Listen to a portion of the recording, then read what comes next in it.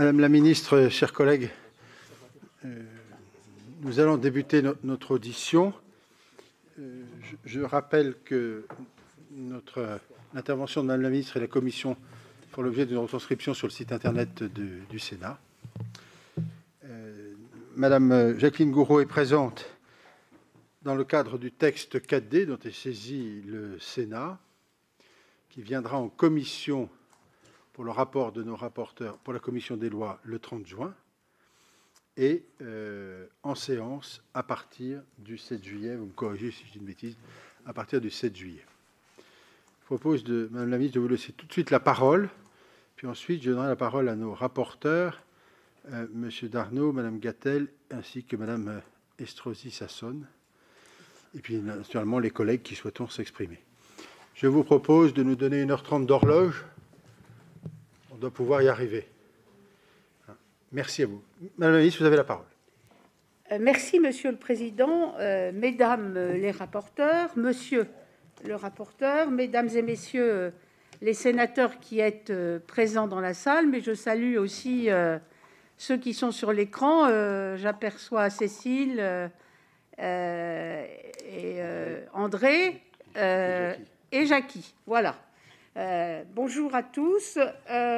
Donc, le projet de loi que je vous présente, qui est relatif à la différenciation, la décentralisation, la déconcentration et portant diverses mesures de simplification de l'action publique locale, que j'ai l'honneur de vous présenter aujourd'hui, est le fruit d'un travail collectif riche qui a impliqué une large partie du gouvernement, puisqu'il y a près de 20 ministres et secrétaires d'État, sous la conduite du Premier ministre, qui y ont participé.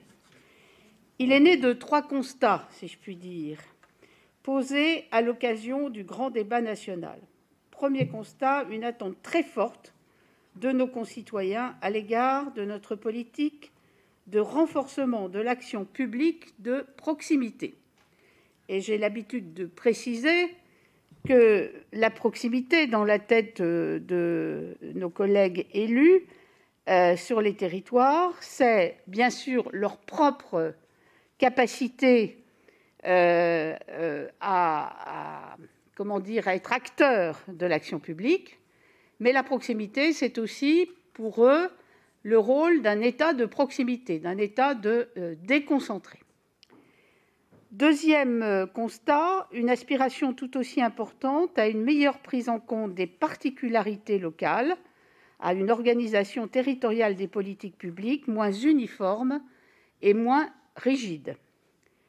Troisième constat, une volonté des acteurs locaux d'être confortés et soutenus dans leur mission et une forme, je dirais, de fatigue à l'égard des grandes réformes institutionnelles après un nombre de réformes importantes, je dirais, ces 20 dernières années, voire même ces 10 dernières années. Et donc, à la demande du Président de la République, nous nous sommes donc fixés pour objectif de bâtir un acte de décentralisation adapté à chaque territoire, résolument tourné vers l'action publique et non vers une énième redistribution générale des compétences. Ce projet a été patiemment construit depuis près de 18 mois dans la concertation, malgré la crise sanitaire, avec l'ensemble des échelons des collectivités et dans l'ensemble des régions du territoire, et y compris l'outre-mer, bien sûr, se traduisant par un titre entier dédié à la spécificité de ces territoires que Sébastien Lecornu défendra au banc avec moi. Le projet de loi a également intégré les attentes nouvelles qui ont été exprimées à l'occasion de la crise du Covid-19, notamment en matière de santé. Il répond donc aux attentes pragmatiques, concrètes et utiles formulées sur les territoires et constitue une marque de respect, d'écoute et de compréhension à l'égard des élus locaux. Je n'oublie pas aussi le travail fait par le Sénat et ses 50 propositions qui, bien sûr, enrichissent ce que nous avons entendu sur les territoires et qui, d'ailleurs, pour la plupart du temps, se recoupent, bien évidemment. Ce projet de loi marque un tournant dans les relations entre l'État et les collectivités. Si l'État fixe un cadre et fournit une boîte à outils concrète à travers ce projet de loi. C'est aux collectivités locales de saisir l'opportunité qui leur est offerte pour exprimer leur singularité et leurs projets. Leur projet de loi traite en effet de la quasi-totalité du champ de l'action publique locale, en se concentrant sur les grands défis auxquels les décideurs locaux font face, notamment les transitions, la transition écologique, les mobilités, l'urbanisme et le logement, la santé, la cohésion sociale et l'éducation. Les 4D en résument les objectifs. La différenciation territoriale pour s'adapter aux réalités locales. Elle se traduit par exemple par une extension du pouvoir réglementaire local ou des mesures adaptées aux enjeux transfrontaliers, débattues largement encore à l'occasion de la Journée de l'Europe le 9 mai dernier, ou encore l'expérimentation d'un financement différencié du RSA en métropole, envisagée depuis longtemps et que la différenciation permet enfin d'incarner. La décentralisation pour conforter les compétences des collectivités territoriales dans les domaines de la mobilité, du logement, de l'insertion, de la transition écologique ou de la santé. À titre d'illustration, les départements et les métropoles pourront se voir transférer l'intégralité du réseau routier de leur périmètre afin d'en assurer la cohérence de gestion.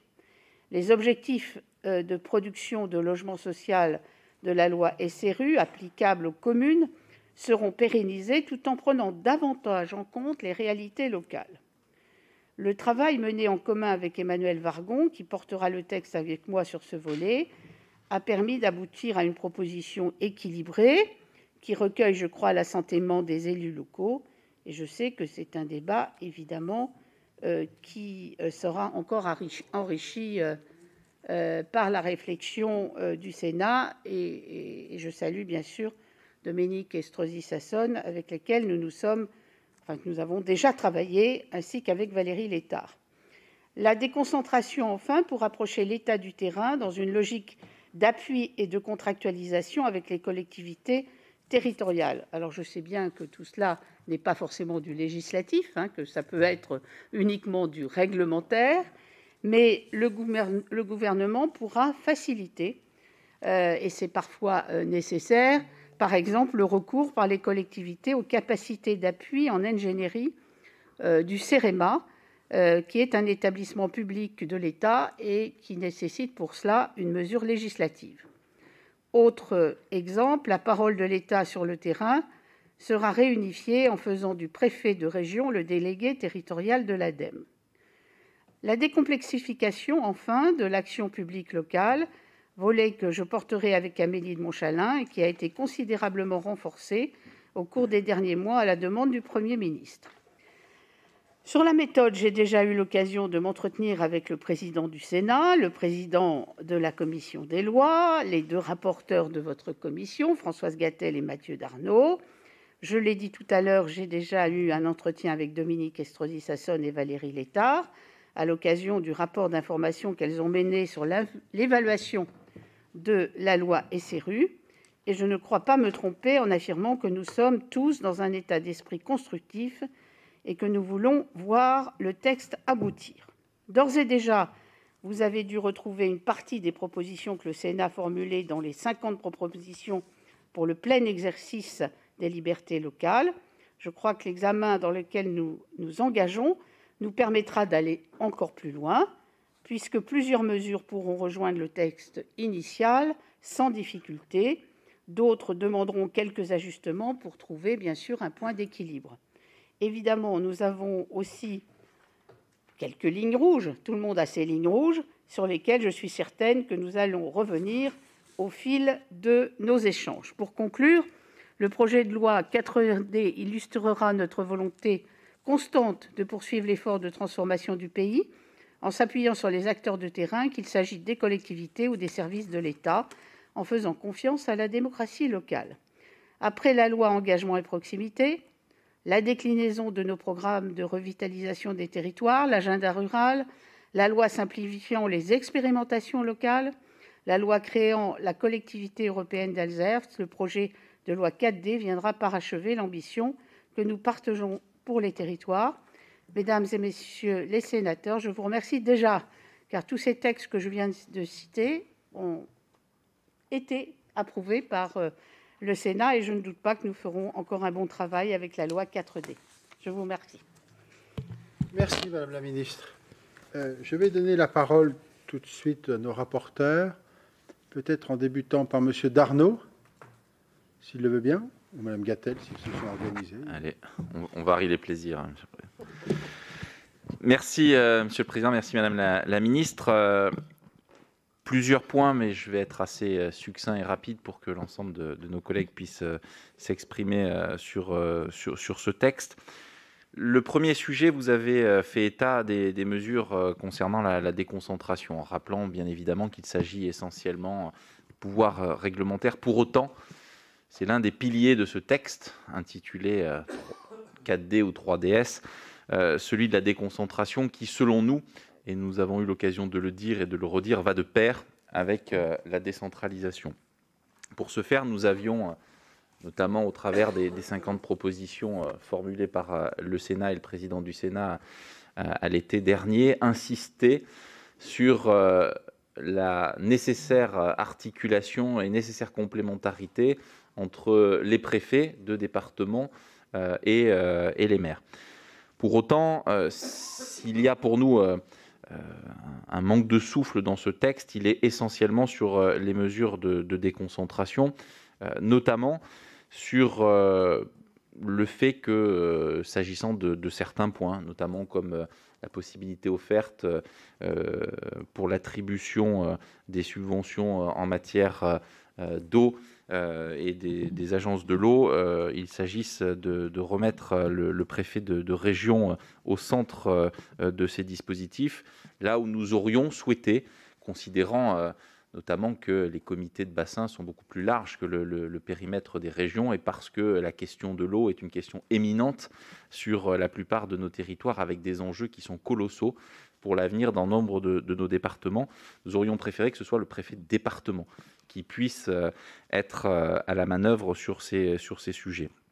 Comme nous aurions souhaité, notamment que s'agissant de la future Office française de la biodiversité, là encore, le préfet puisse être le délégué territorial dans cette agence de l'État. De la même manière que nous aurions souhaité, c'est une demande assez récurrente, que ce texte encadre un peu plus et élargisse le rôle des sous-préfets, qui selon nous, et on l'a vu, notamment à l'occasion des plans de relance, ont cette agilité nécessaire pour être à l'écoute, bien sûr, des élus de nos territoires, mais de l'ensemble des forces vives. Je pense notamment à la question du plan de relance. Autre point qui est un point majeur de ce texte, notre collègue Daniel Guéret a eu l'occasion de vous interroger sur ce sujet à l'occasion de l'audition de la Commission du développement durable. Il s'agit du transfert des routes. Nous avions alerté à cette occasion sur la nécessité, s'agissant des régions, de pouvoir réfléchir à augmenter la durée de la période d'expérimentation. 5 ans nous paraissant beaucoup trop court au regard des enjeux, au regard notamment de l'évaluation des besoins, le cas échéant des transferts de personnel et peut-être plus encore la création, sauf à considérer que la région retransfère elle-même au département, que la nécessité d'avoir la création d'un service dédié. Donc ça, c'est un sujet sur lequel nous sommes assez vigilants parce que nombreuses sont les régions, soit par la voix de leur président ou vice-président qui se sont exprimés en ce sens, considérant qu'il y a là un écueil majeur. Idem sur les mesures de simplification. Il nous semble aujourd'hui que beaucoup de ces mesures de simplification sont d'objets disparates, principalement sectoriels et de portée inégale. Nous souhaiterons donc, au niveau de la commission des lois, peut-être leur donner un petit peu plus de souffle, afin qu'on n'aboutisse pas à des mesures qui complexifient le fonctionnement actuel, qui est, selon nous, inutile au regard du droit existant. Enfin, j'ai dit que je serais synthétique. Un dernier point, parce que sinon je suis sûr que vous seriez déçus que je ne l'aborde pas. Il s'agit de la question de l'eau et de l'assainissement.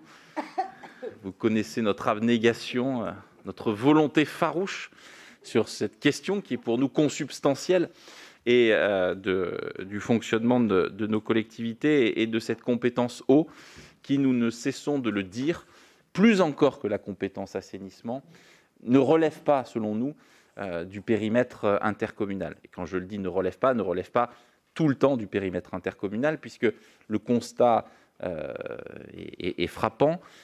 L'ensemble des collectivités, l'ensemble des communes qui souhaitaient transférer à l'intercommunalité l'ont fait avant même le vote de la loi NOTRe. Et peu, finalement, l'ont transféré à partir de l'application de cette loi. C'est dire s'il y a des sujets, mais vous-même l'aviez reconnu lors de débats ici au Sénat notamment, que la compétence eau a cette singularité qui nous oblige à repenser ce transfert de compétences, notamment en direction de syndicats plutôt que d'intercommunalité. J'insiste sur ce point, je le dis parce que vous le savez, nous avons voté un texte à l'unanimité, nous avons toujours su travailler avec le gouvernement sur ce point pour essayer d'avancer, mais aujourd'hui on est devant un point de blocage. Nous l'avions souligné lors de l'examen du texte engagement et proximité, considérant que le principe de subdélégation serait particulièrement difficile à mettre en œuvre. C'est pourquoi il nous semble aujourd'hui qu'il est temps, au regard de l'évaluation, et j'insiste sur ce point et de la réalité, je crois qu'il est rare que le Sénat revienne de façon récurrente sur des sujets aussi importants pour nous. C'est le fruit des remontées de l'ensemble des élus concernés. Je pense notamment aux zones de montagne, je pense notamment à des territoires dans lesquels il est très complexe de transférer cette compétence et où on s'orienterait plus vers des syndicats que vers l'intercommunalité. Voilà ce que je souhaitais dire et je vous remercie de votre écoute. Merci, M. Darnaud. Mme Gatel.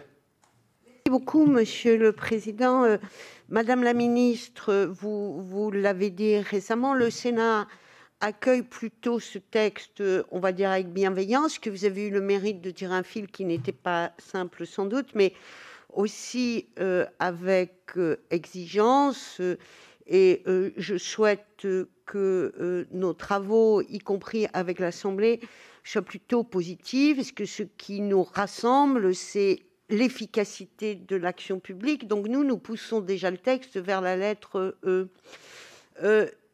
D'autre part, je voudrais dire, d'une manière générale, mais avec beaucoup de force et de conviction, que l'approche du Sénat ne consiste pas à détricoter des lois qui ont été faites, parce que c'est un mot dont nous avons été souvent qualifiés de détricoteurs, et nous ne détricotons pas la République, parce que en affirmant l'intérêt de la différenciation, nous faisons de la prose, comme M. Jourdain le faisait sans le savoir, puisque dans la Constitution elle-même et dans les jurisprudences, on dit bien que la différenciation et la diversité de moyens est utile pour atteindre un objectif qui est celui de l'égalité des droits et des devoirs pour chacun. Donc c'est vraiment dans cet esprit-là que nous travaillons. Alors je ne sais pas si j'aurai autant d'audace dans mes questions que Mathieu Darnaud avec ce marronnier du Sénat qui est l'eau.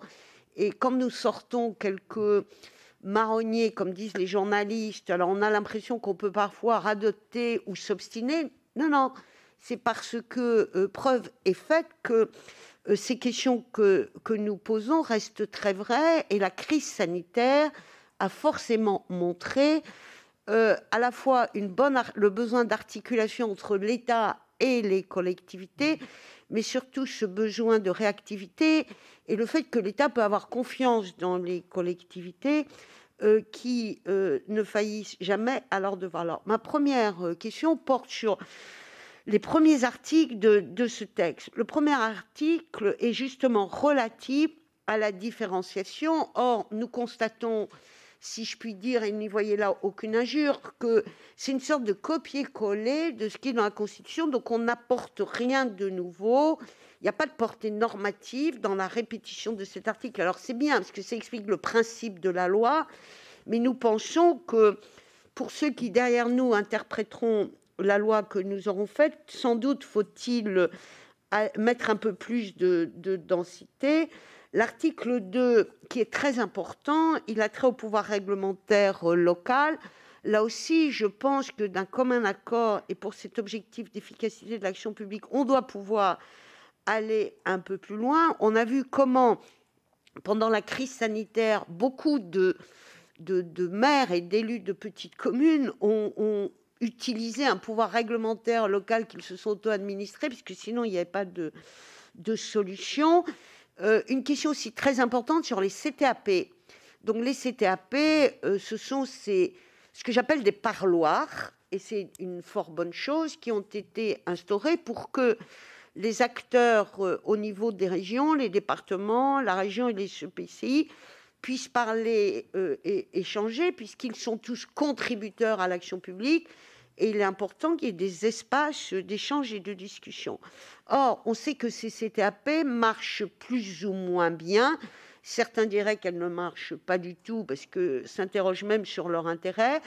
Et ne voilà-t-il pas que dans ce texte, on vient nourrir la CTAP d'une sorte de compétence qui n'en serait pas vraiment une, mais la CTAP deviendrait un lieu où une fois par an, une fois tous les 6 ans, un an après les élections régionales, on viendrait discuter de transfert de compétences. Donc c'est donner à cette CTAP une contribution un peu vague, mais qui risque d'être une entrave à la liberté des territoires. Sur le deuxième point, sur la décentralisation, Madame la ministre, je pense qu'on doit pouvoir l'écrire avec un D majuscule et avoir un peu d'audace, parce que je pense à la médecine scolaire.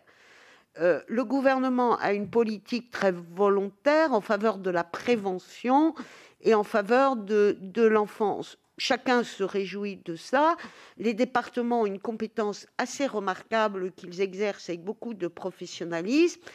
Mais aujourd'hui, on sait que les établissements pour la petite enfance sont à la fois gérés par les départements, mais qui n'ont aucune autorité sur le personnel, parce que ce n'est pas le département qui choisit le directeur, ce n'est pas le président de département qui l'évalue, mais c'est le président du département qui rémunère. Comment peut-on demander à un département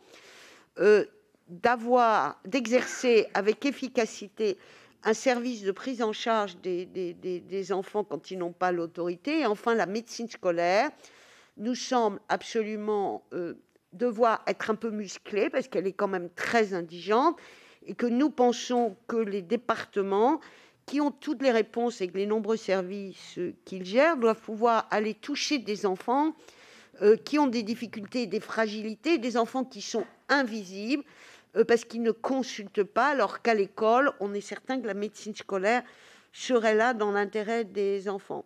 Le troisième point, alors là, c'est mon marronnier, comme l'eau et l'assainissement de Mathieu Darnaud, c'est celui de l'assouplissement du fonctionnement des intercommunalités. Alors, je sais que vous n'aimez pas beaucoup ça, Madame la ministre, mais nous y revenons. Ouais, mais la deuxième partie de ma... Alors moi, je les aime tellement, Madame la ministre, que je souhaite que l'interco soit heureuse, et que même la DCF a beaucoup évolué là-dessus. Parce que la DCF reconnaît qu'il y a une obligation de performance et d'efficacité, et que beaucoup de choses doivent être faites et peuvent être faites à l'échelle de l'intercommunalité, mais parfois il faut une intervention de proximité, et que l'échelle de l'interco, qui est parfois très grande, n'est pas l'échelon le plus performant. Alors moi, je vous parlerai, bien sûr, vous le savez bien, du nid de poule métropolitain. Je ne suis pas sûre que la performance de la métropole se reconnaisse à la manière de boucher le trou de la 48e rue de la 77e commune. Alors ça me fait beaucoup rire, mais c'est quand même un vrai sujet, et que je pense que l'intérêt métropolitain mérite d'être réinterrogé. Et quand je vois le rapport de la Cour des comptes sur les métropoles, où la Cour des comptes s'étonne qu'il y ait autant de délégations de gestion entre une métropole et des intercos, et que ça n'est pas extrêmement légal de prolonger ces délégations de gestion au-delà, on va dire, d'un âge de maturité de la métropole, ça veut bien dire que les faits montrent que les communes et leurs intercos ont réinventé des solutions totalement étranges et curieuses parce que la totalité de la compétence avait été transférée de manière autoritaire à la métropole. Et on aura la même question sur les SIAZ dont on parle dans ce texte. Enfin, les ressources humaines dont disposent les collectivités, j'en ai un peu parlé. Les directeurs d'instituts départementaux pour l'enfance qui sont rémunérés par les départements, mais qui sont encore une fois nommés par une autre autorité et évalués par une autre autorité, je ne suis pas sûre que ça fonctionne vraiment bien. Moi, je pense qu'il faut pouvoir élargir le détachement non seulement au directeur de ces établissements, mais au directeur adjoint. Parce que si seul le directeur est sous l'autorité du département, mais que tout le personnel qui dépend du directeur ne dépend pas du département, on va avoir un problème. Et enfin, une question très importante qui a trait à la déontologie. Alors, la HATVP ne manque pas en ce moment d'imagination, de préconisation, qui quand même pousse un peu à l'absurde sur la notion de délit de prise illégale d'intérêt. Donc, naturellement, il n'est pas dans l'idée du Sénat de contester la prise illégale d'intérêt, la transparence, la prudence. Voilà, on est bien d'accord là-dessus.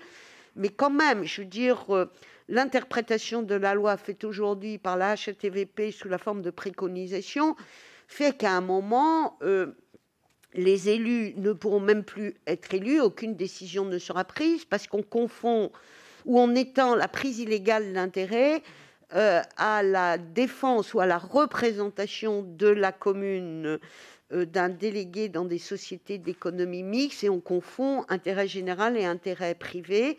Donc nous pensons, Madame la Ministre, qu'il faut redéfinir la prise illégale d'intérêt et il faut qu'on déroge à cet article en faveur des élus, je le disais, qui représentent leur collectivité au sein d'une SEM. Où en êtes-vous de vos réflexions ? Et je donnerai un dernier exemple, puisqu'il se trouve que la semaine dernière, 2 élus de la ville d'Angers ont été auditionnés par un juge pour prise illégale d'intérêt parce qu'ils avaient participé à la préparation de délibérations ayant trait à des missions locales où ils représentaient leur commune. Donc je pense qu'il y a urgence à agir pour sécuriser l'action publique et protéger de manière légitime les élus. Merci, Madame la Ministre. Merci, Madame Gatel.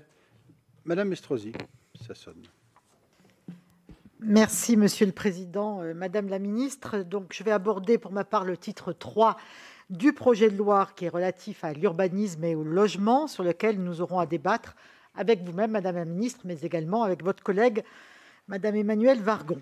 Ce titre 3, il compte 2 sujets importants, la réforme de la loi SRU et des dispositions sur les attributions de logements sociaux, sachant que les autres dispositions qui sont contenues dans ce même titre sont beaucoup plus techniques et en tout cas certainement moins sensibles politiquement. Donc je voudrais vous poser 3 questions sur la réforme de la loi SRU. Le projet de loi ouvre la possibilité d'un rattrapage différencié pour chaque commune déficitaire en logements sociaux à travers un contrat de mixité sociale qui est signé entre le préfet et l'EPCI.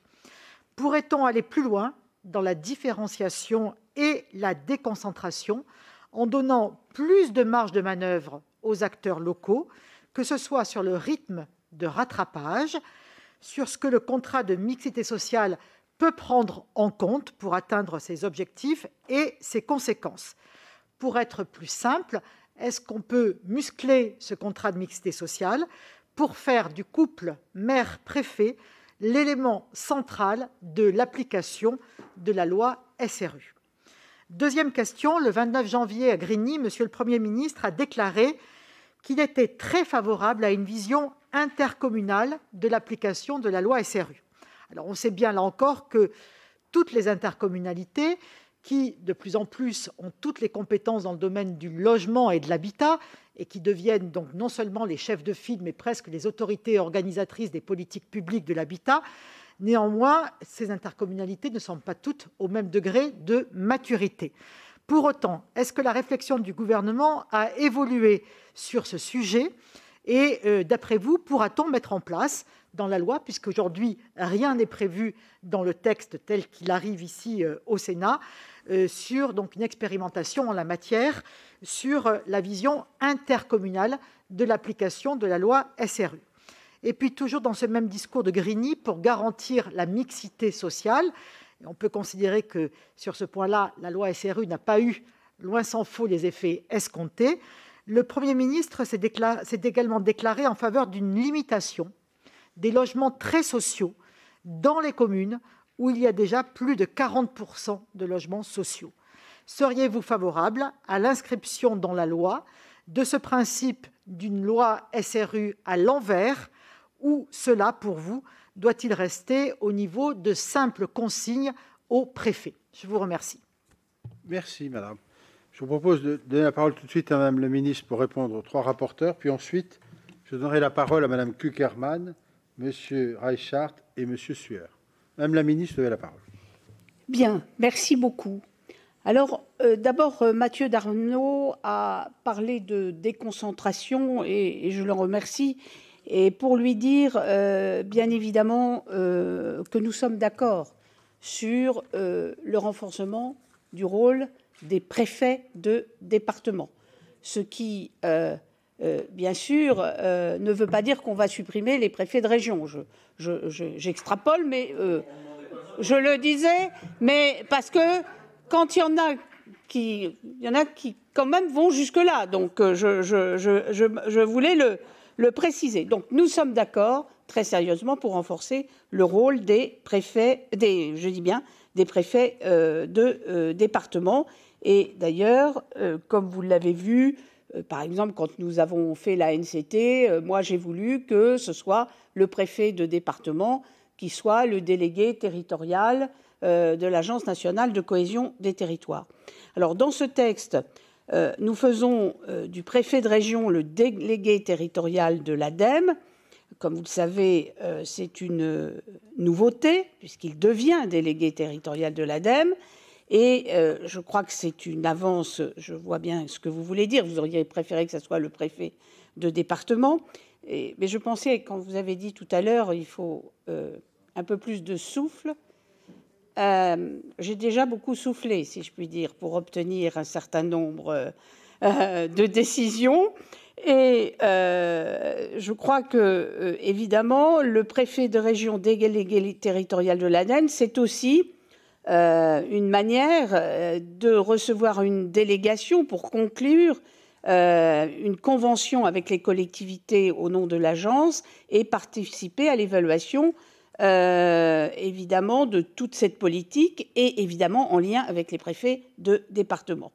Sur la présidence des conseils d'administration des agences de l'eau par le préfet de bassin, la présidence du conseil d'administration de l'agence de l'eau confie au préfet coordonnateur du bassin où l'agence a son siège et renforce également le rôle des préfets dans l'élaboration du programme pluriannuel d'intervention de chaque agence. Et là encore, je pense que le fait que le préfet de région ait cette mission renforce aussi le rôle des préfets de département. Sur l'Office français de la biodiversité, il a semblé au gouvernement que cet office était trop jeune pour aller le modifier déjà, c'est-à-dire laissons-le vivre un petit peu. En ce qui concerne, mais ceci dit, je suis d'accord avec vous sur le rôle des préfets de département. En ce qui concerne les routes et la période d'expérimentation, qu'est-ce que j'ai fait je n'ai pas besoin de papier pour te le dire. C'est pour ne pas oublier. Mais sur la période d'expérimentation, naturellement, je suis ouverte. On prend 5 ans parce que c'est la moyenne des expérimentations en général. Mais si vous trouvez que c'est trop juste, trop court. Je n'y vois pas d'inconvénient. Enfin, pour moi, ça n'est pas du tout un blocage, évidemment. Tu as dit qu'il y a beaucoup de simplifications qui sont faites, il y a des petites choses, il y a des choses de portée inégale. C'est vrai, moi je le reconnais, mais comme vous savez, le diable se cache parfois dans les détails, et il y a des petites choses qui sont en fait importantes dans le fonctionnement de la vie de tous les jours et le fonctionnement des collectivités territoriales. Et naturellement, sur le volet simplification, nous sommes tout à fait ouverts à des propositions que vous pourriez nous faire sur la simplification pour compléter ce paragraphe. Il n'y a aucun problème. Et je pense, quand on rentrera dans le détail, qu'il y a un certain nombre de choses, vous verrez, qui sont intéressantes. Sur l'eau et l'assainissement, c'est effectivement... depuis que je suis ministre, j'ai déjà beaucoup travaillé sur ce sujet. Et avant d'être ministre, quand j'étais au Sénat, on a beaucoup travaillé sur ce sujet. Voilà. C'était bien, mais il y a deux choses, parce qu'il ne faut pas qu'on se trompe dans la discussion. La loi Engagement et Proximité de décembre 2019 a déjà, comme tu l'as rappelé d'ailleurs, traité de ce problème. Je rappelle aussi, en fait, ton explication, c'est de dire la dimension, ce n'est pas toujours la dimension intercommunale. Moi, je suis tout à fait d'accord avec ça. J'ai aucun problème. Et que parfois, un syndicat est mieux à même d'être à la dimension d'un bassin versant, par exemple. Alors, je me souviens avoir fait, je ne sais plus dans quelle loi, déjà fait passer, abaisser le niveau de syndicats à l'intérieur, le nombre d'intercommunalités pour faire un syndicat, pour passer de 3 à 2. Je ne me rappelle plus dans quelle loi j'ai travaillé là-dessus, mais enfin, je l'ai fait. Bon. Alors, bien sûr, on parle de l'eau. L'assainissement, c'est un autre sujet, comme tu l'as dit toi-même. Le sujet de l'eau, c'est qu'il y a des gens qui ne pensent pas que ce n'est pas assez grand, l'eau. Il y a des gens qui pensent que l'intercommunalité, c'est trop grand. Et tu le sais très bien, si on ouvre le problème de l'eau et de l'assainissement, il y a la tentation de ceux qui voudraient faire en sorte qu'on revienne sur ce qui a été fait dans la loi Engagement et Proximité, c'est-à-dire au niveau des communes, comme tu le sais. Et ça n'est pas possible. On ne va pas réouvrir ce débat, encore une fois. Ça n'est pas possible.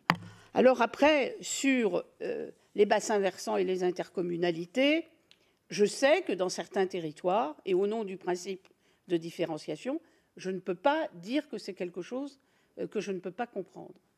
Voilà. Ensuite, Françoise. Alors, Françoise, d'abord, m'a parlé des articles qui ne servent à rien.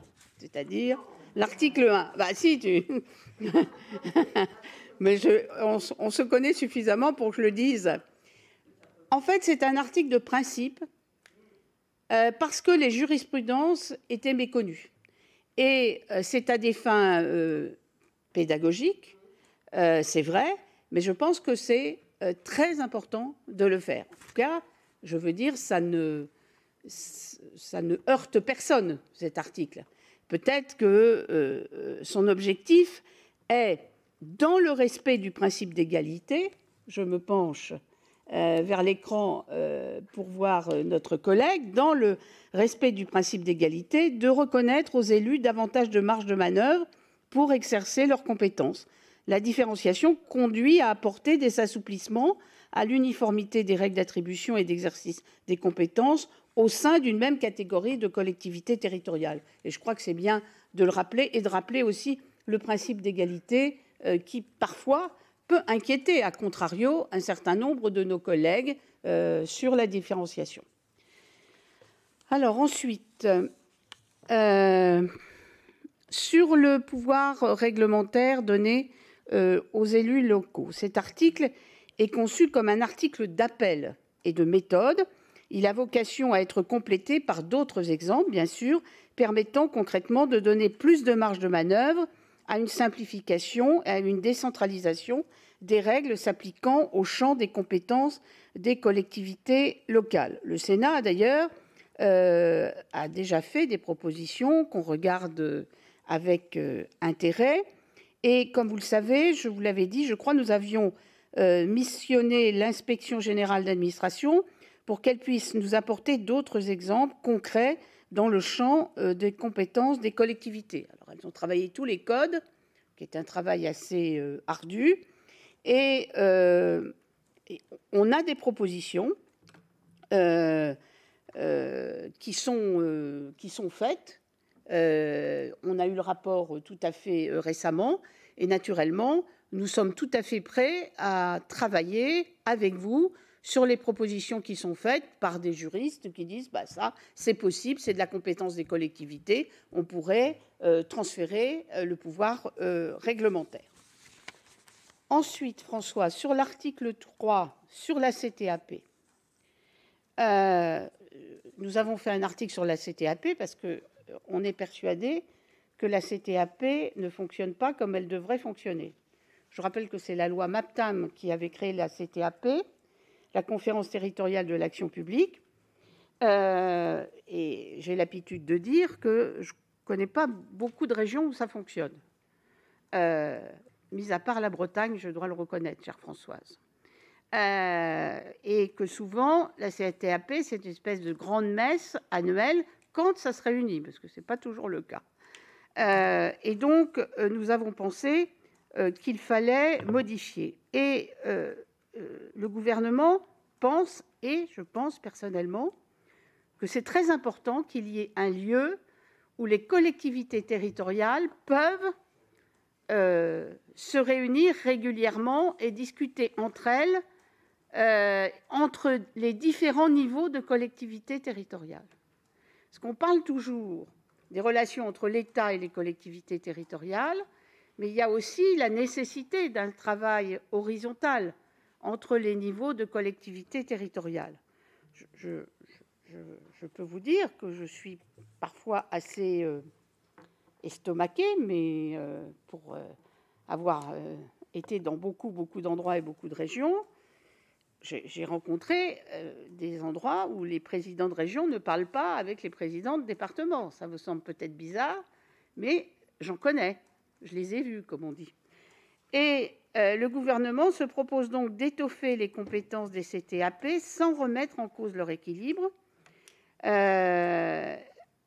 pour que les élus continuent de s'approprier cet outil et qui permettait aux CTAP non pas d'avoir des compétences, la CTAP ne peut pas avoir de compétences, mais de discuter entre elles de délégation de compétences qu'elles pourraient être amenées à se faire. Et nous avons pensé qu'il fallait les centrer sur la réalisation de projets qui existent sur les territoires.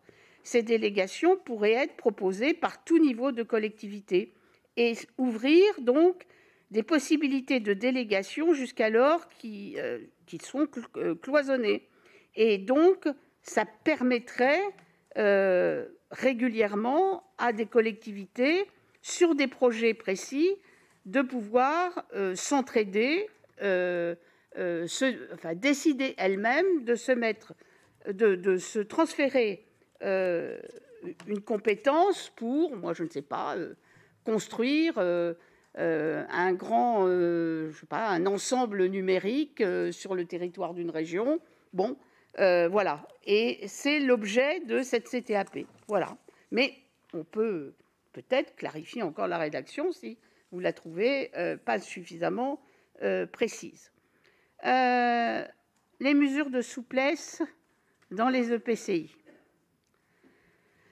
Alors, d'abord, moi, j'ai une conviction, c'est que des mesures de souplesse existent déjà, qu'elles sont nombreuses, et quelquefois, elles ne sont pas bien connues et utilisées. Et ce sujet a été déjà traité d'ailleurs dans Engagement et proximité. Et il est vrai que nous pensons que dans le cadre actuel de fonctionnement, il y a déjà de nombreuses adaptations qui peuvent se faire dans le fonctionnement des intercommunalités. Par exemple, un EPCI peut se doter d'un service commun avec une ou plusieurs communes membres. Ce service est en principe géré par l'EPCI, mais peut être confié à une commune. Les EPCI peuvent réaliser des prestations de services pour le compte de leurs communes membres. Et inversement, le président d'un EPCI peut déléguer l'exercice d'une partie de ses fonctions à des conseillers communautaires, même de manière territorialisée. Donc il y a de nombreuses mesures de souplesse qui existent et je pourrais aller plus loin. Et je pense que réouvrir ce dossier risque de nous amener à des choses qui sont compliquées. Je rappelle par ailleurs que le texte de décembre 2019 a, de façon heureuse, mis l'obligation d'une conférence des maires, et je crois que c'est quelque chose de très important. Ensuite, nous avons, sur les conflits d'intérêts, alors vous m'aviez déjà saisi de ce sujet, et Mathieu aussi, et donc nous avons évoqué ce sujet avec la Haute Autorité, et nous sommes en train de travailler avec eux. Mais tout de suite, je voulais vous le dire, la Haute Autorité évoque un sujet de cohérence avec le code pénal. Oui, me dit le spécialiste qui est à côté de moi.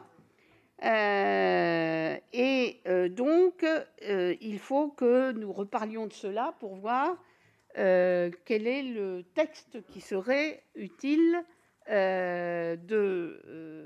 qui pourrait porter cette mesure, parce que nous sommes d'accord sur l'analyse. Ensuite, la médecine scolaire. Alors, je veux pas... tout le monde le sait ici, ou à peu près tout le monde, la médecine scolaire a été à un moment dans le texte initial. Donc, je ne vais pas dire le contraire, puisque nous pensions que l'articulation de la médecine scolaire avec les compétences du département en matière de santé de petite enfance via les PMI pouvait faire qu'on imaginait que la médecine scolaire pouvait être transférée au département. Il y a eu beaucoup de réflexions dans le cadre de l'élaboration du projet, et je dirais qu'on l'a appuyé de chiffres précis, puisqu'aujourd'hui, on considère que seuls 18% des élèves ont bénéficié de la visite médicale d'entrée en 6e. Je dis bien réalisée par un médecin, évidemment, visite médicale réalisée par un médecin. Donc, la santé scolaire, aujourd'hui, repose sur 966 équivalents temps plein de médecins scolaires et de 8000 équivalents temps plein d'infirmiers. Pour des raisons, je dirais, comme tout ce qui concernait la santé au moment de cette préparation de la loi, il a été, défendu que ça n'était pas le moment de changer les organisations de santé. Bon, voilà, ça a été une décision qui a été, décidée. Voilà. Alors, sur le logement, je voulais dire que les contrats de mixité sociale... Attends, parce que j'ai pris des notes quand... je sais pas ce que j'ai fait de mes notes. Le contrat de mixité sociale permettront un rattrapage différencié selon la situation locale. Le taux de 33% du déficit pourra être ramené à 25%. Donc, alors, c'est ça, tu trouves que c'est trop élevé, mais c'est possible. Ce qui est important de rappeler, c'est que les contrats de mixité sociale vont désormais exister dans la loi, qu'ils sont déconcentrés et que c'est les préfets plus les avis locaux qui compteront et non plus les décisions nationales qui remontaient à une commission nationale. Donc je pense que l'article 18 parle d'un examen conjoint maire-préfet, des difficultés rencontrées. Cela donne beaucoup de marge de manœuvre, à mon avis, localement, pour gérer ces contrats de mixité sociale. Et je pense que les articles... cet article est très important, c'est l'article 18, et nous proposons d'ailleurs de renforcer ce dispositif pour en faire un véritable levier de différenciation en matière de politique de construction de logement social. Et je pense que, on en discutera, mais c'est déjà une avancée considérable par rapport à la situation antérieure. En gros, c'est une manière de régler localement les sujets. Pour avoir vécu ça de très près, je pense que c'est une grande avancée par rapport à la loi SRU. Alors, nous avons... oui, sur l'intercommunalité. Alors, il existe déjà, et tu l'as dit, vous l'avez dit, pardon, Dominique, la réalité fait que les intercommunalités ont des compétences. Parlons des PLH, par exemple, évidemment, qui se font au niveau des intercommunalités. Et il existera 2 dispositifs pour mutualiser les rattrapages, les PLH, et les dispositifs de notre collègue Marc-Philippe Daubresse, que tu connais, et dans un certain nombre de territoires. Et nous sommes ouverts à améliorer le dispositif des PLH et à l'écoute des propositions. Je voulais quand même dire, je le dis, parce que nous n'avons pas eu de la part des associations d'élus des propositions. Ce que nous avons dit, on est ouvert à ce que l'intercommunalité ait un rôle plus important. On n'a pas eu de retour. Donc, bon, je pense qu'il y a des gens qui s'inquiètent aussi du rôle que pourrait jouer l'intercommunalité. Il y en a qui le voient comme une souplesse, mais il y en a d'autres qui le voient comme une contrainte. Donc, nous sommes ouverts à étudier les propositions, évidemment sans dévoyer l'objectif que chaque commune s'engage fortement et sans transférer les obligations aux communes qui ont déjà beaucoup de logements sociaux. Et puis, vous avez parlé quatrièmement ou troisièmement, les logements, les communes qui ont 40% de logements sociaux. Voilà, la loi SRU à l'envers. Le Premier ministre a pris l'engagement au comité interministériel, effectivement, des villes à... où on était déjà ? Dans l'Essonne. À Grigny, pardon. Voilà. Et donc, il y a une circulaire qui a été prise. Elle est prise, la circulaire ? Oui, elle est prise. Pour arrêter les agréments dans les communes où il y a déjà 40% de logements sociaux. Donc, je dirais la demande est satisfaite. Voilà. Alors, évidemment, je crois qu'il faut... alors, peut-être faire attention aussi, je le dis parce qu'il y avait un argument qui avait été soulevé aussi à Grigny, c'est que il faut... Parfois, les communes qui ont déjà 40% de logements sociaux demandent tout de même à construire des logements sociaux intermédiaires. On est bien d'accord ? Voilà. Utilisez votre micro, madame, s'il vous plaît.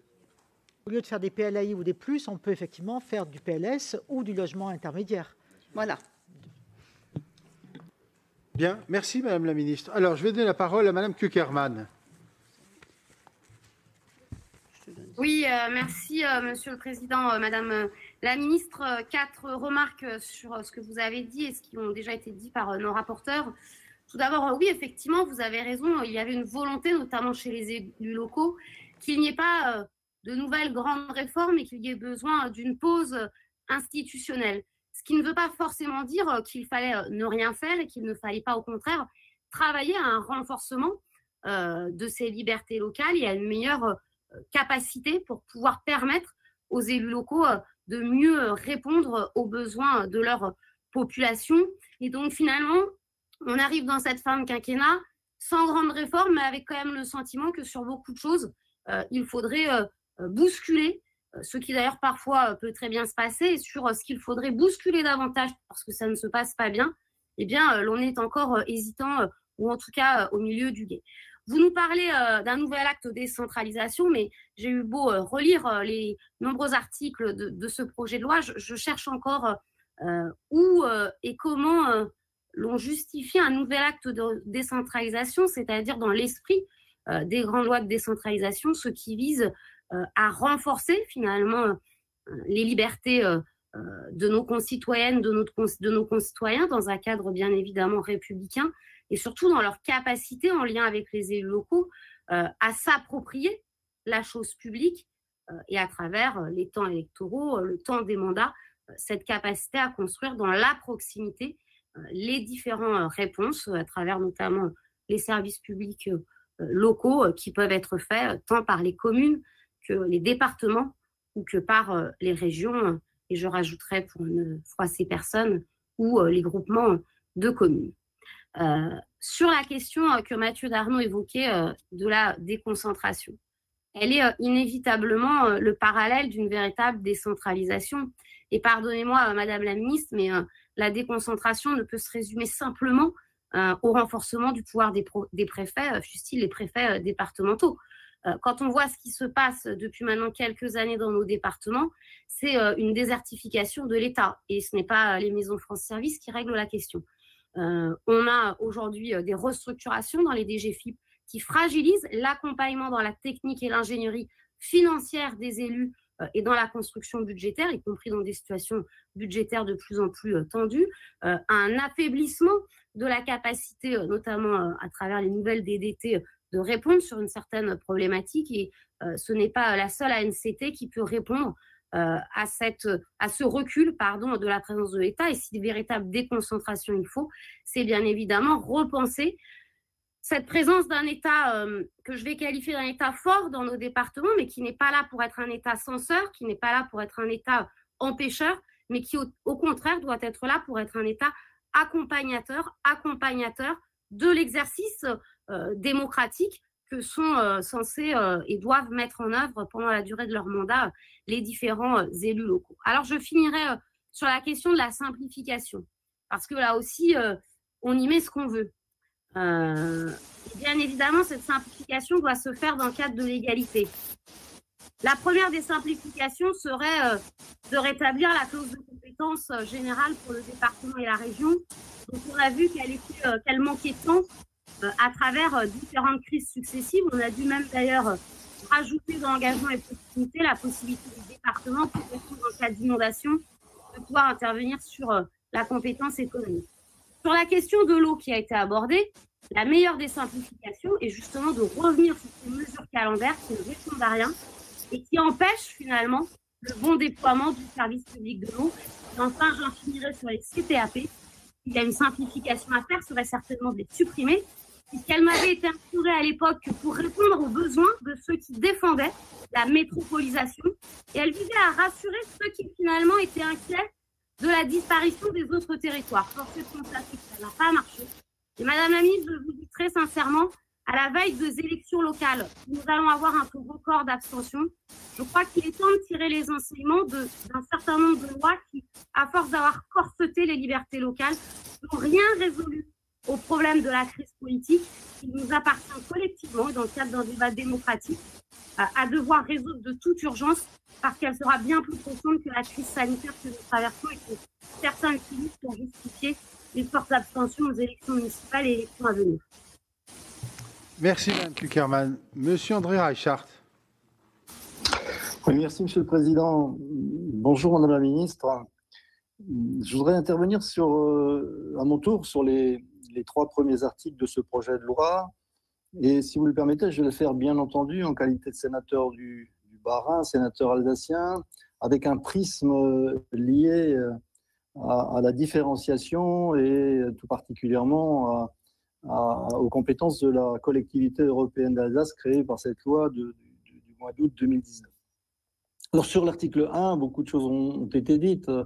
Je ne vais pas rajouter à ce qui a été dit notamment par Françoise Gatel. Vous avez cru comprendre que c'était un article inutile. Allez, on va dire qu'il n'a pas beaucoup de portée normative.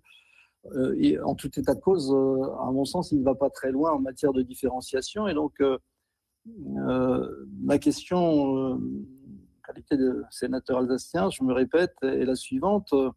Dans la mesure où le projet de loi en matière de décentralisation, pour le coup, prévoit d'achever le transfert de certains blocs de compétences et de clarifier la répartition de ces dernières, c'est ainsi indiqué dans l'exposé des motifs, pourquoi ne pas avoir profité de cet article premier pour compléter la différenciation, notamment de la collectivité européenne d'Alsace dans certaines de ses compétences? Je pourrais naturellement citer un certain nombre d'exemples, passer d'un rôle de chef de file à un rôle un peu plus dense, voilà, plus simple à comprendre, mais entre autres exemples, la CEA, collectivité européenne d'Alsace, comme les autres départements, a des compétences bien sûr sociales. Pourquoi ne pas avoir par exemple permis, ne serait-ce qu'à titre expérimental, à cette collectivité européenne d'Alsace de faire aussi de l'économie de proximité, du commerce de proximité? J'ai entendu Mathieu Darnaud nous en parler tout récemment dans une audition précédente, afin de faire un bloc cohérent de tout cela. C'était ma première question. Sur l'article 3, il fait l'obligation aux régions de convoquer la CTAP. On a causé de cette CTAP, mais quand même, une question pour ma compréhension, même si, cher ministre, vous avez déjà répondu. Franchement, à quoi ça sert? À quoi va servir cet article 3, puisque la CTAP a désormais une obligation sur convocation du président de région nouvellement élu, une obligation de mettre au débat, dit la loi, le principe de délégation de compétences d'une collectivité territoriale à une autre, et après, une résolution peut être adoptée par la majorité. Et lorsque cette résolution, le cas échéant, est adoptée, les collectivités intéressées peuvent procéder aux délégations de compétences mentionnées. Alors, franchement, moi j'ai du mal à comprendre, et je ne suis pas du tout polémique, à quoi va servir cette procédure, puisque les collectivités territoriales ne seront pas liées par cette résolution si elle est prise. Et en outre, et vous le savez bien, nous avons d'ores et déjà au Code général l'article 1111-8 qui prévoit les délégations de compétences. Le problème pour moi, et j'illustre en Alsace avec le Grand Est, ce n'est pas une question de possibilité de mettre en œuvre des délégations. Pour mettre en œuvre une délégation, il faut que le délégant veuille bien déléguer. Et chez nous, sinon, il n'a pas du tout envie. La région n'a pas du tout envie. Donc, ça ne va pas nous aider beaucoup. Enfin, je termine. Sur l'article 2, le projet de loi prévoit certes quelques petites extensions du pouvoir réglementaire. En Alsace-Moselle, vous savez, nous avons un droit local qui actuellement n'évolue pas, ne peut plus évoluer. N'y aurait-il pas eu lieu, et on peut peut-être encore le faire, Madame la Ministre, n'y aurait-il pas lieu de chercher à le faire évoluer de deux façons? en renforçant par exemple le rôle de la commission du droit local, qui à ce jour d'ailleurs n'est pas encore reconstituée. Ce n'est pas faute pour tous les élus alsaciens de l'avoir demandé. Je ne sais pas pourquoi ça n'avance pas. Mais deuxième question, est-ce qu'il ne serait pas possible de transférer à la collectivité européenne d'Alsace pour ce qui concerne l'Alsace et au département de la Moselle, puisque nous avons un droit alsacien mosellan, transférer donc les compétences en matière de droit local qui relèvent du pouvoir réglementaire? Voici vraiment une possibilité qui pourrait vraiment ne coûte rien en l'espèce, et c'est transférer des dispositions du droit local en matière réglementaire à la CEA et au département de la Moselle. Enfin, voilà, je crois que en disant ça, en dehors de tout esprit partisan, on aurait bien mérité de l'Alsace au gouvernement. Je vous remercie. Merci, M. Reichart. M. Sueur. Merci, Monsieur le Président. Je voulais me permettre, Madame la Ministre, de poser ou d'aborder deux questions. Premièrement, une question de philosophie générale. Les règles, les lois en vigueur permettent d'ores et déjà, ce que j'ai regretté, qu'une commune transfère une compétence à une intercommunalité à une commune, l'une et l'autre à un département à une commune, à une intercommunalité, à une région. Cela introduit quelques confusions. Et voyant les débats qui se déroulent actuellement, je vois que de plus en plus d'instances demandent à exercer de plus en plus de compétences ou de parties de compétences. Par exemple, il y a des problèmes de santé. Les communes s'y intéressent, c'est normal. Monsieur le maire ou madame le maire est constamment sollicité. Les départements, bien sûr. Les intercommunalités, évidemment. Les régions disent pourquoi les communes auraient le droit de salarier des médecins, les départements, et pourquoi pas les régions. Mais n'y a-t-il pas le risque, finalement, que l'on aboutisse à une grande confusion? Et je voulais vous demander quelle était votre philosophie. Finalement, est-ce que vous pensez qu'il est inéluctable de s'orienter vers une confusion des pouvoirs, où peu à peu il n'y a plus de compétences véritablement dévolues à un niveau? Ou est-ce que vous restez attaché à ce qui fut finalement un postulat de la décentralisation au départ, à savoir que chaque niveau de collectivité était responsable d'une compétence ou de chaque compétence étant associée à un niveau? C'est une question de philosophie, y compris d'ailleurs par rapport au rôle de l'État, parce que la claire définition du rôle de l'État et des compétences de l'État peut apparaître quelque chose de précieux, même si ce peut être une facilité ou un avantage pour l'État de voir toutes les collectivités vouloir se saisir d'une partie de ses prérogatives. C'est la première question, c'est une question de philosophie pour savoir finalement quel est votre horizon à cet égard. Deuxièmement, je voulais vous interroger sur les métropoles. Je sais qu'il a été décidé au départ de ne pas aborder certains sujets. La démocratie est quand même un sujet qui est là. On vote toujours au suffrage universel direct dans une commune de 60 habitants et tout le monde y tient beaucoup. Et vous avez des collectivités qui comptent plus d'1 million d'habitants qui ont des prérogatives bien supérieures à celles de toute commune et même de la commune-centre, et pour lesquelles il n'existe pas d'élection au suffrage universel. Je n'ai pas de position simpliste pour ma part à ce sujet. Par exemple, je pense que dans les communautés de communes, la proximité avec les communes fait que le système actuel me paraît fonctionner et pouvoir être pérennisé. En revanche, dans ces métropoles, il y a un cas qui est celui de Lyon, que notre président connaît bien, où il a été décidé de mettre en œuvre une démocratie au niveau de la métropole. Je ne crois pas que la démocratie soit mauvaise, je pense qu'elle est bonne. Alors, il y a deux choses qui ont été décidées finalement. Une chose est le vote au suffrage universel dans la métropole. Et la question peut se poser, j'ai dit que je n'étais pas favorable pour les communautés de communes, mais pour un certain nombre de très grandes entités, est-ce que ça n'aurait pas finalement un sens? Et est-ce que ça n'a pas un sens dans le cas lyonnais? Et puis, on a décidé concomitamment autre chose, qui est que la métropole se dotait des pouvoirs du département sur le territoire de la métropole. Je ne suis pas persuadé que ces deux choses soient forcément liées. Elles sont liées de fait, parce que dès lors que la métropole endosse les compétences du département, il faut voter, c'est normal. Elle devient une collectivité locale. Mais ce n'est pas forcément lié. Et comme je vois qu'il y a des débats là-dessus, certains sont partisans de généraliser le système Lyon aux métropoles. D'autres disent que non, qu'il faut rester comme cela.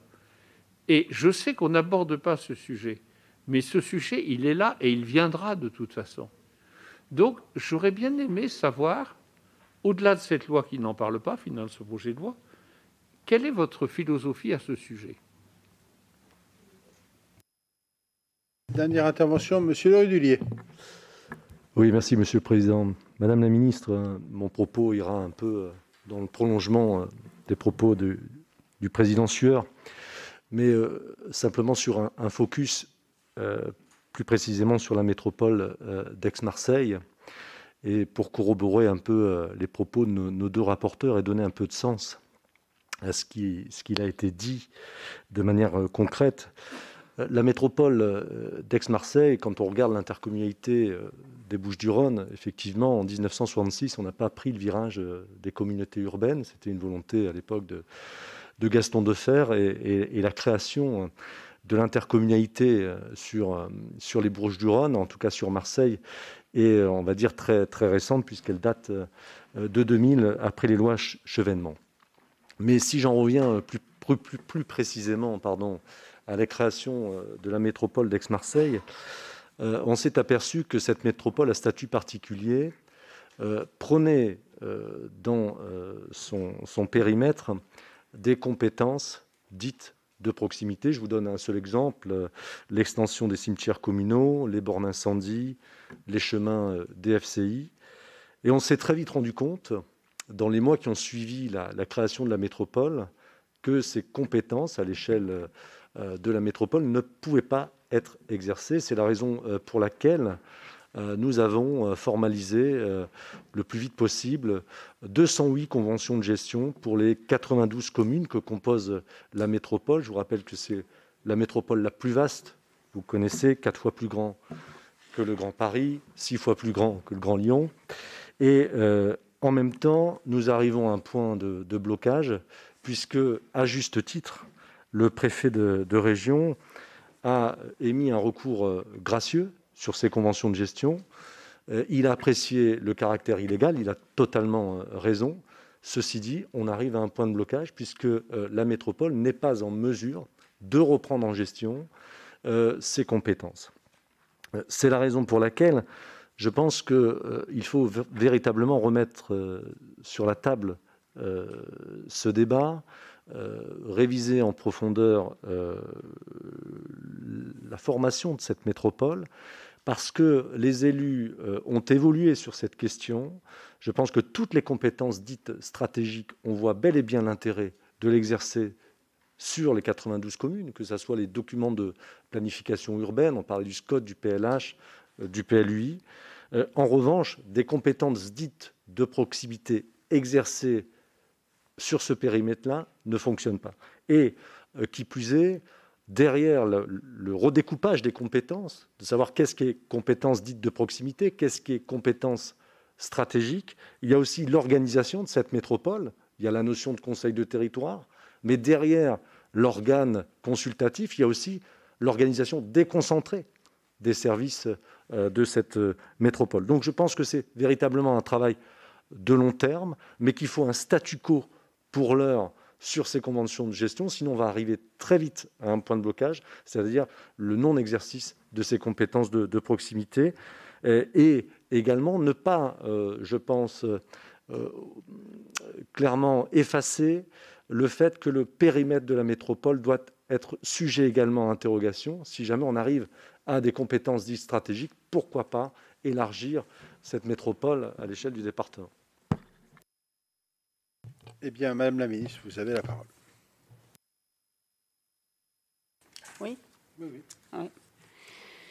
Alors, voilà, Cécile, pour Cécile Cukierman, qui dit que bon, elle ne voit pas où il y a de la décentralisation dans le texte. Je voulais lui dire, bien évidemment, que il y a de la décentralisation. Si on prend le texte, la décentralisation sur le plan réglementaire, il y a la décentralisation des routes, il y a des décentralisations qui sont dans le domaine de la transition écologique, etc. Mais j'assume absolument totalement que c'est une loi qui n'est pas une grande loi de décentralisation. D'abord parce que j'ai une conviction profonde que je vous exprime à nouveau, puisque j'ai une conviction profonde. D'abord, il y a un jour où on se heurte au mur, si je puis dire, des compétences régaliennes de l'État et que tout ne peut pas être décentralisé. Que deuxièmement, il y a eu deux grandes époques de décentralisation et deux grandes lois de décentralisation et qu'aujourd'hui, on est dans une république décentralisée, c'est même inscrit dans la Constitution, et qu'il y a beaucoup de choses qui sont gérées par les collectivités territoriales. Troisièmement, je vous le dis aussi simplement que cela, quand j'ai rencontré à peu près 2000 élus pendant toutes ces consultations, je n'ai pas trouvé d'appétence particulière pour une demande de décentralisation très forte, et sauf dans certains domaines dont il a été question tout à l'heure sur la médecine scolaire. Je ne dis pas qu'on ne peut pas en faire plus, mais je dis qu'il y a un moment aussi où il faut relativiser la demande des élus sur la décentralisation. Troisièmement, ou quatrièmement, je ne sais plus, le marqueur de notre loi, c'est la différenciation. C'est ça, et je pense que quand on fait les contrats de solidarité sociale, par exemple, c'est comme non, mixité sociale, j'étais en train de me tromper. On fait de la décentralisation ou de la déconcentration sans le dire, si je puis dire, parce qu'on transfère les décisions du national au local. Donc, je pense que nous avons fait un travail assez fin, si je puis dire, de travail pour faire en sorte que cette loi soit un équilibre entre la différenciation, la déconcentration et la décentralisation. Je voudrais aussi dire à Madame Cukierman, et que ça me permettra de répondre à Jean-Pierre Sueur sur la philosophie de ma pensée, je ne suis pas pour le retour de la clause de compétence générale aux régions et aux départements. Je le dis haut et fort. Et évidemment, ça répond à ta première question. Et je pense que la loi NOTRe, qui a été une loi qui a été très décriée, et pour certains de ses aspects, nous avons partagé cette idée. Mais pour d'autres, sur la clarification, c'est quelque chose, d'abord, je voudrais vous le dire, sur lesquels les élus et les associations d'élus ne veulent pas revenir. Je tiens à le préciser dans toutes les auditions que nous avons entendues. Ensuite, sur les questions d'André Reichert. André, la première chose que je voudrais te dire, c'est que je suis allée pour la mise en place de la collectivité européenne d'Alsace il y a quelques semaines, si je puis dire, et que donc la loi commence seulement à s'appliquer, c'est-à-dire la création, la collectivité européenne d'Alsace vient d'être mise en place, qu'en ce moment vous êtes comme partout en France, dans les élections départementales, puisque la collectivité européenne d'Alsace, ça a été la fusion de 2 départements. Vous allez avoir vos élus bientôt, votre nouvelle, votre nouvel exécutif d'élus. Et je pense que il faut laisser à la collectivité européenne d'Alsace le temps de s'installer, de vivre et de voir comment cela fonctionne. Parce que c'est pas parce que on ne va pas dans une loi immédiatement revenir sur ce qu'on vient de faire. Alors, évidemment, un certain nombre de choses qui ont été évoquées par toi. Je voudrais rappeler que nous avons fait cette collectivité européenne d'Alsace dans un cadre constitutionnel constant et que nous l'avons fait sur le principe de la différenciation, parce que c'était un territoire en plus frontalier. Donc, s'il y avait eu une révision constitutionnelle, peut-être qu'on aurait pu aller plus loin, mais là, nous sommes à cadre constitutionnel constant. Et sur la CTAP, article 3, on s'inspire de ce qu'on a fait en Alsace, puisqu'elle permet des délégations de parties de compétences par projet. Et c'est ce qu'on a fait exactement pour la CEA. Et en respectant, bien sûr, le principe fondamental de non-tutelle d'une collectivité sur l'autre. C'est comme ça, c'est un principe constitutionnel. Sur la commission du droit local, alors ça, je voulais tout simplement te dire que la CEA ou une collectivité ne peut pas se voir transférer des compétences législatives, bien sûr. Et je voulais te dire aussi que les élus locaux ne nous l'ont absolument pas demandé. C'est un sujet, je pense très sérieusement qu'on ne peut pas revenir sur tout ça alors qu'on vient d'installer la collectivité européenne d'Alsace. Jean-Pierre Sueur, j'ai déjà répondu sur une partie, sur les métropoles. Et ça permet aussi, bien sûr, de parler de la métropole de Marseille, dont vous venez de parler. Alors, Jean-Pierre a parlé du suffrage universel. Alors ça, c'est un sujet qui a été installé sur la métropole de Lyon, parce que c'est une métropole à statut particulier, comme tu l'as rappelé, étant donné ce que n'est pas Marseille, étant donné que nous avons fusionné le département et la ville, la communauté urbaine. Et alors après, l'élection au suffrage universel des métropoles, c'est un sujet, effectivement, qui se pose et qui, à mon avis, fera partie du débat politique avec les prochaines réformes institutionnelles qui pourraient se faire.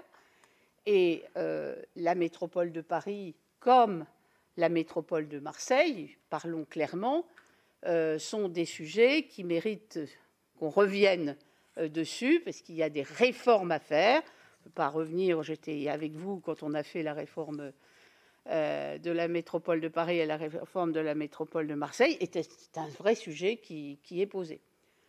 Tu n'empêcheras pas que si tu commences à parler de ça pour les intercommunalités que sont les grandes métropoles, que ça se pose ensuite jusqu'où on s'arrête, communauté urbaine, après communauté d'agglomération, et tu as dit toi-même que tu pensais que ce n'était pas utile pour les communautés de communes, mais enfin, quand on va commencer à changer le mode de scrutin pour certaines intercommunalités, je pense que ça risque quand même de se développer sur d'autres niveaux.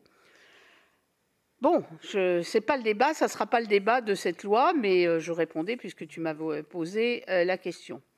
Je crois que sur la métropole de Marseille, on sait tous que le système ne fonctionne pas bien. C'est très clair, et c'est la raison pour laquelle nous avons mis un article 56 dans la loi, avec l'idée que c'était au fond un débat une question qui devait être posée au sujet de la répartition des compétences entre la métropole et les conseils de territoire. À mon sens, ces 208 délégations montrent qu'il y a évidemment un dysfonctionnement, et vous l'avez vous-même exprimé. La métropole a du sens pour porter des projets structurants, et notre article, d'ailleurs, ouvre la discussion pour trouver un équilibre entre la proximité que nous pourrions reconnaître dans certaines compétences et redonner, bien sûr, aux communes, mais il est important, enfin, si vous voyez ce que je veux dire dans le débat politique, de ne pas, saucissonner les décisions.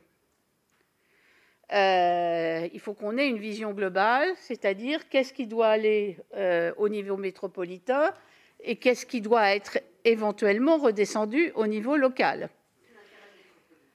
Comment ? Voilà.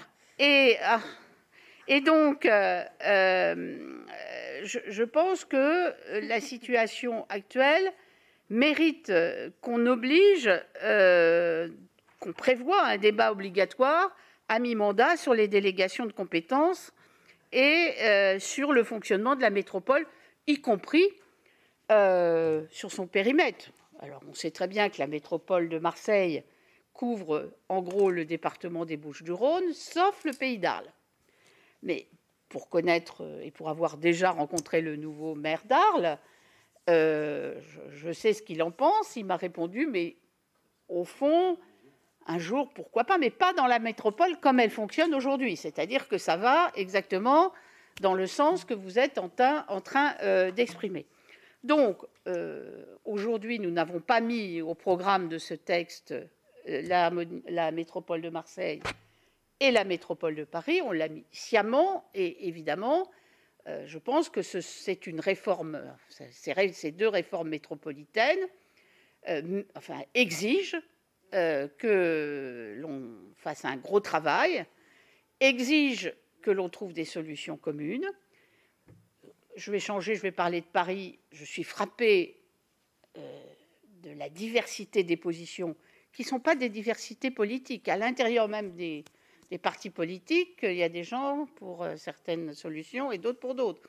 Et comme vous avez, on appelle ça à Paris, les trucs intermédiaires. Les EPT, ça y est. Et vous avez des conseils de territoire. Bon, il y a un moment où on peut quand même se poser des questions, et ça mérite vraiment une réflexion à part et un texte à part. C'est pour ça que si j'ai bien compris le sens de votre intervention, c'était il ne faut pas bricoler sans travail. Voilà. Je crois que j'ai dit l'essentiel. Bien, merci Madame la Ministre. Alors, y a-t-il d'autres questions? Je n'en vois pas. En tous les cas, je vois que nous sommes dans le timing que nous sommes fixés. C'est déjà un succès.